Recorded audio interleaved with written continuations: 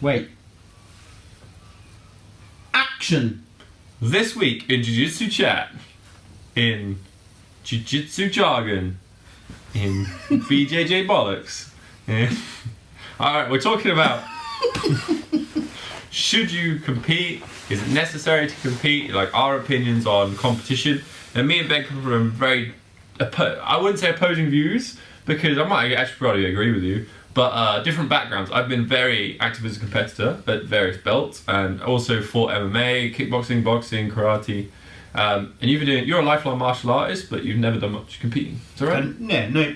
I think I've done about 3 competitions in my lifetime. Yeah, my club was, the background I came from was very insular. It is what I'd say is a hobbyist club.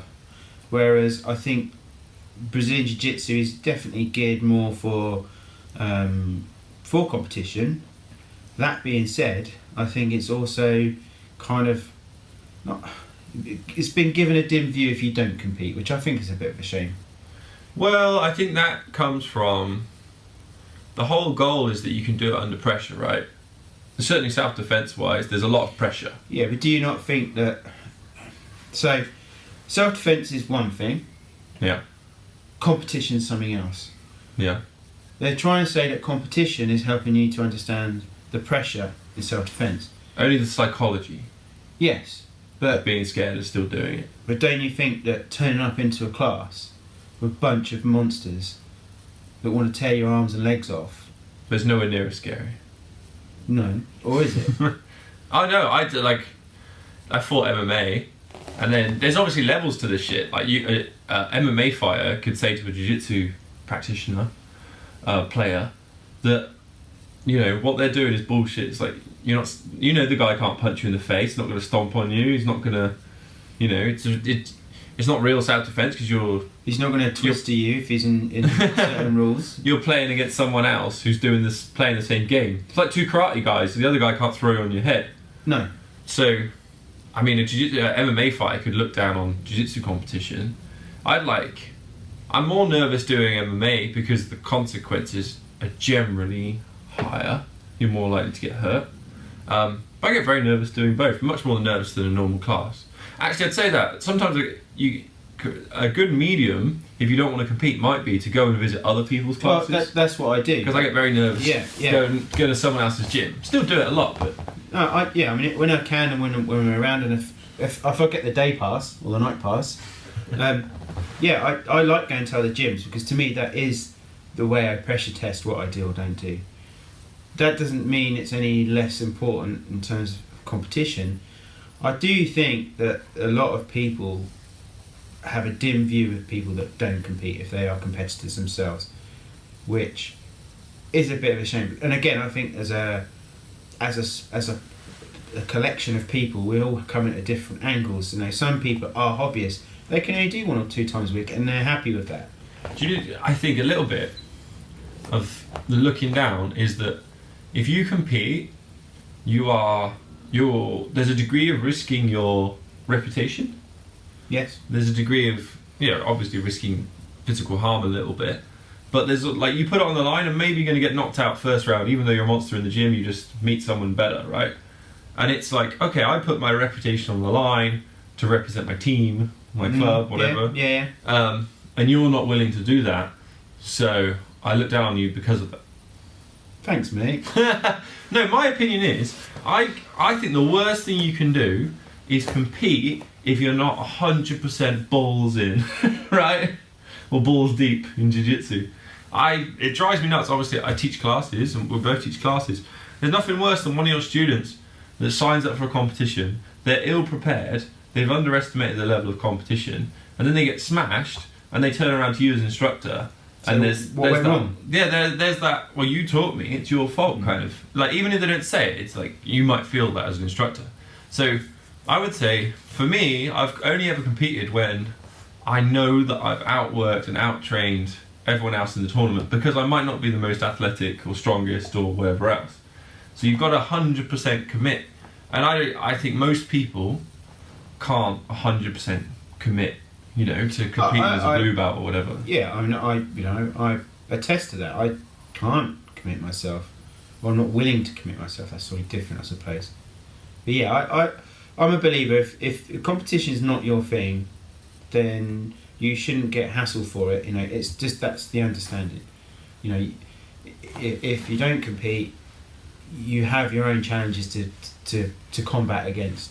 So what do you think about these gyms that won't promote people unless they've competed once or something at the belt? Even if they lose, it's just that they've represented the club, felt the pressure. So I mean, technically speaking, that you could argue that's my position. Yeah. Technically speaking, but does that make me any less of a practitioner as someone that has competed? Yeah. Or someone's got injuries and can't risk it. Or then there's age. You know, Yeah. you think, you know, I'm, you know, a year or two older than you, as we can tell. 25 years older than you. So yeah, so I think that there does come a point where there has to be some flexibility, and I think it comes down to the coach or the instructors to sort of have a practical viewpoint. There's going to be people that are going to do really well in competitions, and there's going to be people in the gym that are going to be great to help out your new students. I feel like the secret of jiu-jitsu is there's some people that do well in competitions that aren't good at jiu-jitsu, which sounds stupid because they're winning medals, but they're super athletic. They've got crazy cardio. They're like, you know, they've come from being a champion gymnast or whatever else, and they might not be anywhere near as good technically as the people they're beating, but they can smash through them because they're beasts, or they're on Something PEDs extra. or whatever else, you know. But like I would say, as a black belt, all of a sudden, one of the things that I noticed when I got the belt was like, you're not supposed to belt chase, but I think we all do a little bit, and it's always in the back of your mind. Your print, your print is making noise. It's I know. annoying. Yeah, But it stopped. It's in the back of your mind. So having competition as a goal is a good reason to, and that's what I'm doing right now. And it's a good, like I'm upping my training because December I want to compete, and I probably wouldn't be doing that otherwise. Whereas I might have done that before at brown or purple because I was chasing belts a little bit. You think? Well, certainly trying to keep a good attendance so that I've earned my belt and stripes and all that stuff. See, again, I suppose my viewpoint is the opposite. You know, I turn up every week. I make sure that I'm there. You know, I've said to myself that I need to train. You know, I think I'm quite fortunate in that I actually do train a fair amount, as you know. You know, and I've made it part of my lifestyle. So, but that doesn't detract from the fact I don't need to compete for that challenge. I don't have to up the ante because I know that every week that's my routine, and I will progressively get better. I may not be the best, but I'm not looking to be the best. No, I don't. Nor do you have to be. Everyone's got their own journey, their own route, their own drive and passion and whatever else. But does that make it fair on those that don't compete, like myself? Right. Let me ask you a question now. Yeah. Right. So, one of the reasons I fought MMA, right, it was like my goal was always to be a coach. That's what I wanted to do. Yeah. Right? Not a professional fighter. One of the reasons I fought was because I was like, I want to know what my students are going through. I want to know the pressure they're under. I want to know what it feels like. I want to know what it's like when the cage door closes. Like, how many people have gone through the oh, you got to ask me the question. So, do you not think that maybe there's a little bit of that even it doesn't matter if you win or lose, but you've been there, experienced it, so you know what your students are going through? Yeah, but from my background, as I said, you know, that wasn't the focus. That, you know, the club, the environment I was in, competition wasn't the focus. But you're teaching jiu-jitsu now. That's quite competition. Yeah, that is competition based. But I'm always honest and say, look, I don't compete myself, but does that make me any less as a coach? Does that make me? I don't feel it does. No. Well, no, you're probably right. I mean, like, you're there to give technical advice and expertise, which you definitely have. There's just that little bit of, like, maybe sympathy with someone that doesn't rise to the occasion or struggles with the pressure, and it's like, you know, I've been there, I've done that. Or like, like me, I've had losses. So when my students lose and they got that it's the exact, it's the sensation like you've lost someone, someone's died. That's what it feels now like. We've now changed it. So should you compete or not compete? Now I've changed it. Should coaches compete? I think a little bit of competition experience might be helpful as a coach. It's not the be all and end all. It doesn't matter. There's plenty of world famous coaches that haven't. I'm just saying. He's making me compete now. I'm not saying. Yeah. So give us your opinion. Comment on the video. Send us a Facebook like, all that kind of stuff. If you think Ben should compete, let us know. I think one of the things, this is my recommendation, if someone's a bit nervous about competing or not sure, sign up for a competition relatively far away and don't tell anyone. So that even if you bump into one person there's a lot less pressure. As a blue belt, I did that loads. I would only ever post the result. I never said I'm competing this weekend. So, I just put the result. what you're saying is that I should go on surreptitious one-night soirees. I don't think my wife's going to be happy with that.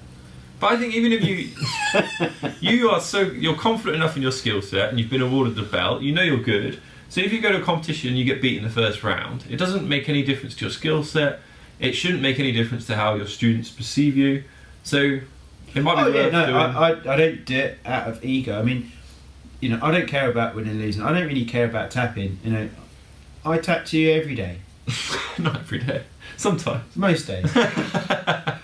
But I'm okay with that. I sneak up behind Ben when he's getting up for breakfast in the morning. Or is By the way, rich. my definition of tapping is different. So, but yeah, I have no issue about winning or losing. I really have no issue with that. You know, I know that I'm not going to be the best, and I know someone's going to be out there better than me, and I'm good with that. I'm at one with that. But I think for me, the other aspect, being a bit older, is injuries. Yeah. You know, I know the mentality is different, and I'm sure you folks out there might tell me I'm wrong, but I think the mentality is that hi, sorry, just waving, yeah. We both lose a lot of money if we're broken and we can't teach. Yeah, so it's a really important thing. It's an insurance in my view. If I don't compete, then I'm less likely to get injured. And every time I go on the mats, I have a risk assessment. Yep. You know, and I'm going to get hurt. So I don't really want that to happen. So if you like the video, leave us a comment, subscribe to the series. Next week we're talking about slag tags. Doesn't mean you do butt stuff. We're out. Bye. Doesn't mean you do butt stuff.